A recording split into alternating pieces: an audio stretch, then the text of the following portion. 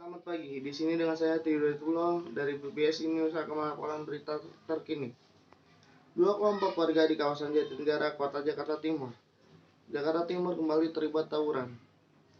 Kedua kelompok warga saling serang hingga menutup jalan raya. Menurut seorang saksi mata, kejadian tawuran mengakibatkan jalan dari arah Kejaksaan Jakarta Timur ke arah Jalan Pumpung Sawah tertutup aksesnya karena ditutup sengaja oleh salah satu kelompok aksi tawuran.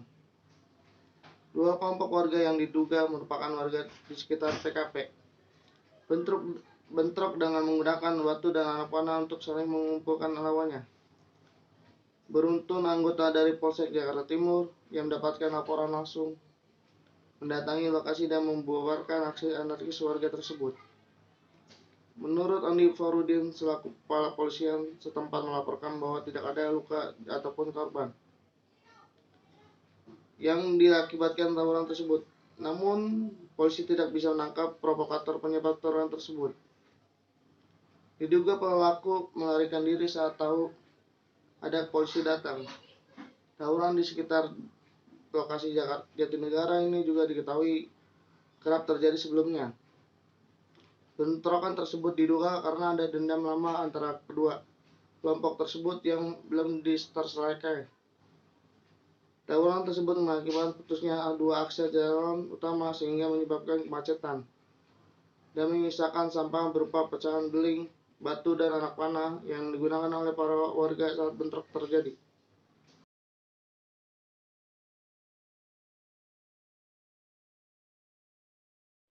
Berita selanjutnya, Badan Meteorologi, Klimatologi, dan Geofisika atau BMKG mencatat hingga akhir September 2020 pemantauan terhadap anomali iklim global di Samudra Pasifik Ekuator menunjukkan bahwa anomali iklim La Nina sedang berkembang.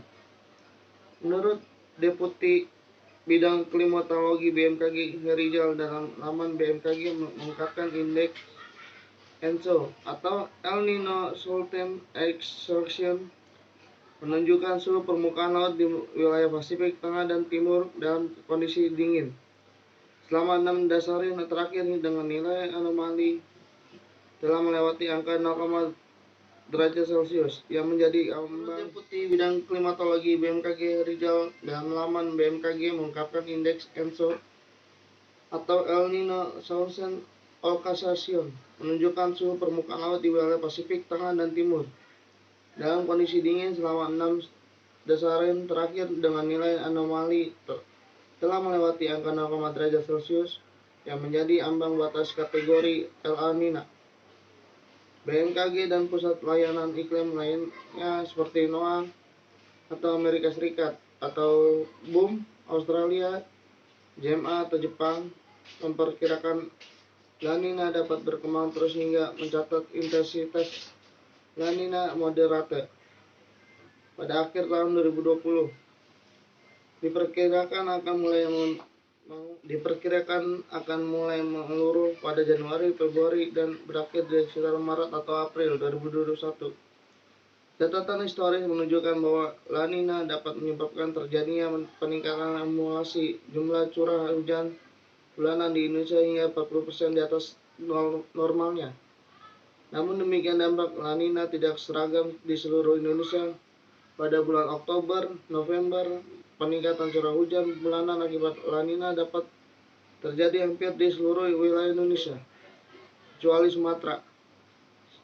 Selanjutnya pada bulan Desember hingga Februari 2021, peningkatan curah hujan akibat La Nina dapat terjadi di Kalimantan bagian timur, Sulawesi, Maluku Utara, dan Papua. Sekian laporan dari saya, terima kasih.